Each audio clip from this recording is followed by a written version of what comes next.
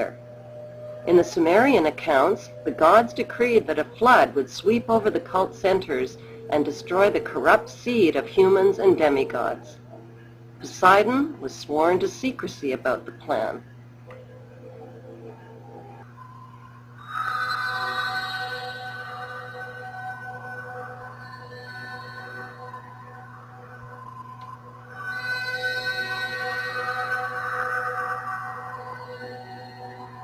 When the gods opened the floodgates of the Straits of Gibraltar and allowed the Atlantic waters to come thundering through into the Mediterranean, Atlantis was a doomed paradise. 72,000 references to the flood are found in ancient writings from all over the world. Tablet 3 of the Atrahasis epic describes what happened next. In violation of his oath of secrecy, Poseidon warned Noah of the coming flood that would destroy humanity.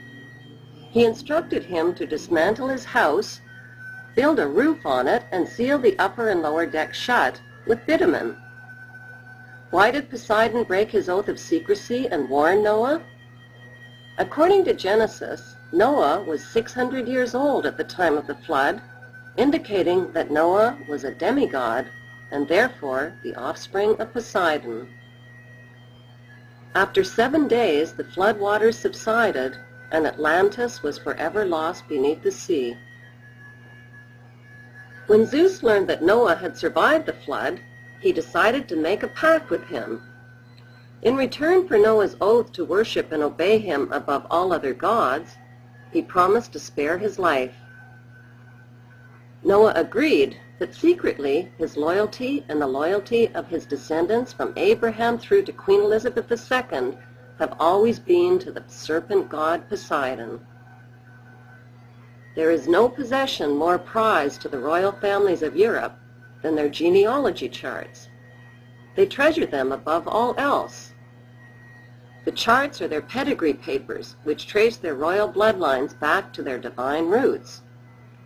Over the millennia, the royal families have preserved the purity and divine powers of their bloodline by interbreeding exclusively within royal power circles.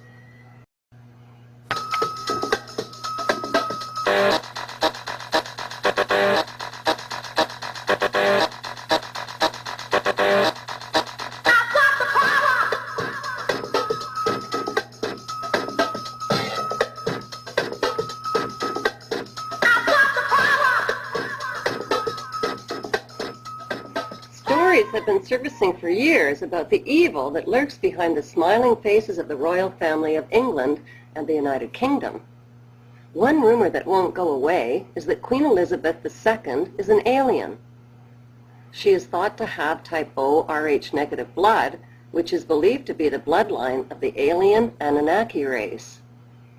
The March 18, 1985 issue of Time magazine confirmed that Prince Charles' blood type is, in fact, O-Rh negative. Have you ever wondered why hemophilia is called a royal disease?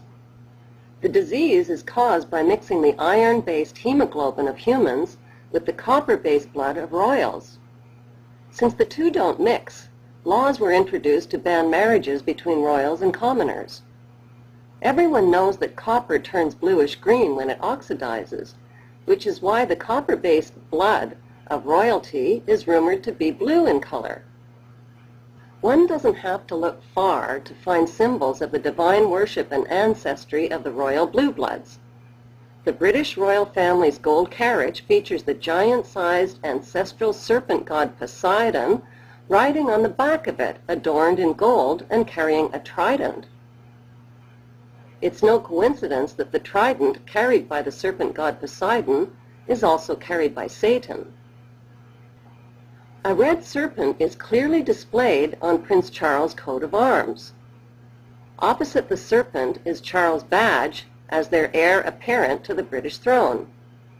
It consists of 3 ostrich feathers surrounded by a crown with the motto, Ich dien. The meaning of Ich dien is, I serve, in German. The motto and ostrich feathers are associated with the Black Prince, who was the son of Edward III. Reading the motto and symbols on Charles' coat of arms from right to left, the following message is conveyed. I, the Black Prince, serve the Red Dragon. From the Sumerians, Hebrews, Greeks, and other cultures, we learn that the gods created humans in their own image. The Hebrew God of the Bible is called Elohim, which means more than one God. He says, "Let us make man in our image after our likeness." What exactly is the image of the gods?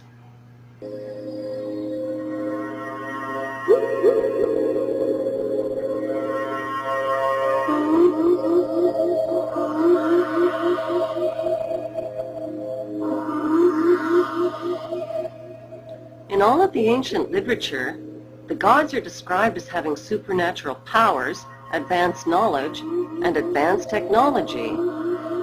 But what do we really know about their character? They are described with a dual nature, and their dark side is chilling. They are competitive, terrorizing, vengeful, punishing, power-hungry, egotistical, jealous, murderous, selfish, conniving, and bloodthirsty. And they are willing to sacrifice parents, children, siblings, and anything that moves for the throne of power. The Hebrew God of the Bible admits to being a jealous God and warns humans that if they are foolish enough to put any other god before him, he will destroy them. He has a pathological need to be worshipped by humans through animal and even human sacrifice. In Numbers 25, he kills 24,000 of his people with a plague. He views humans, who he created in his own image, as evil, flawed, and sinful, and demands that they remain ignorant. His first commandment is, "Thou shalt not know."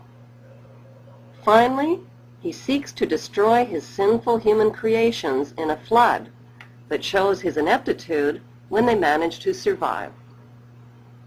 There is no reason whatsoever to doubt the truth of the ancient Sumerian records, which describe human-like gods living and walking side by side with humans. Nor is there any reason to doubt similar evidence from the Hebrews, ancient Mayans, Phoenicians, Chaldeans, Aztecs, Aryans, Assyrians, Greeks, and the inhabitants of ancient India and Tibet.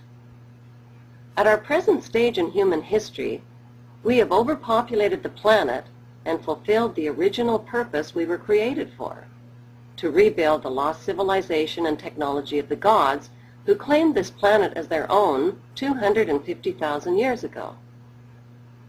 If we are to escape the same fate that befell the Neanderthals and our other experimental predecessors, our best hope for survival is to crack our genetic code and activate the power of our divine DNA. Dr. Hammer, a molecular geneticist, claims he has identified the God gene in human DNA. It's called VMAT2, and its job is to release the feel-good chemicals in our body called dopamine and serotonin, which give us the experience of bliss. VMAT2 is the DNA gene of our pineal gland. What's the pineal gland? It's a gland about the size of a raisin located between our eyebrows and directly behind our eyes, right smack in the middle of our cranium. It's called the pineal gland because it resembles a tiny pine cone. This powerful gland is believed to be the seat of our soul and the gateway to the universe and higher realms. Because its structure is remarkably similar to our eyeballs, it's called the third eye, or the mind's eye. It actually has a lens, cornea, and retina. The blue bloods revere it. They call it the all-seeing eye and have featured it on the US $1 bill. Strangely, our pineal gland, which is tucked away in the dark recesses of our brain, is bioluminescent and sensitive to light. Like a cell phone, it has a built-in wireless transmitter and is the connecting link between the physical and spiritual worlds and higher frequencies. By awakening our pineal gland, we can speed up our learning and memory abilities, enhance our intuition, wisdom, and creativity, trigger our psychic healing abilities, and experience bliss. The symbol of this pine cone-shaped gland is the pine cone. It is